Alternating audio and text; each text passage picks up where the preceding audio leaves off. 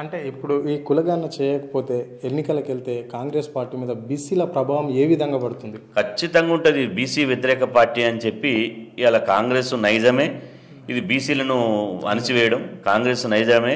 ఒక కులానికి పెద్దపీట వేసి 60% ఉన్న బీసీలను అణచివేస్తుంది. ఎంపీ ఎన్నికలలో బీసీలకు టికెట్ క్లియర్ అవుతుంది, ఎమ్మెల్యే ఎన్నికలలో టికెట్ క్లియర్ అవుతుంది.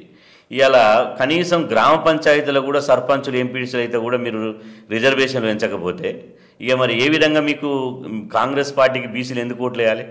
బీసీలు కాంగ్రెస్ పార్టీలు ఎందుకు మెంబర్షిప్ తీసుకోవాలి? ఎందుకు కాంగ్రెస్ పార్టీ జెండా మోయాలి? రేపు ఇక్కడ కాదు, రాహుల్ గాంధీ దేశ స్థాయిలో ఇలా బీజేపీని టార్గెట్ చేస్తూ మాట్లాడుతున్నారు కదా.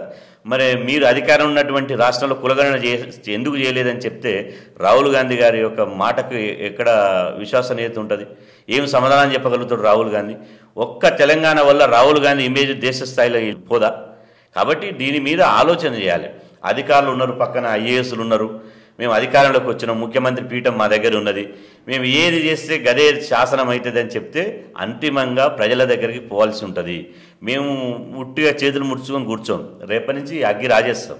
ఎక్కడికక్కడ బీసీలు అందరూ అంటారు, అన్న మీరు ఉద్యమం చేస్తారా, మేము చేయాలన్నా. మీరు ఏ విధంగా మీరు బీసీలకు ఇట్లా అన్యాయం జరుగుతుంటే ఉంటున్నారు, మీరు ఎక్కడికక్కడ పిలుపునివ్వండి, రోడ్ల మీదకి వస్తాం, ఈ కాంగ్రెస్ ప్రభుత్వానికి బీసీల తడాకెందో చూపిస్తామని ఇలా మొత్తం బీసీ సమాజం అంతా అంటుంది.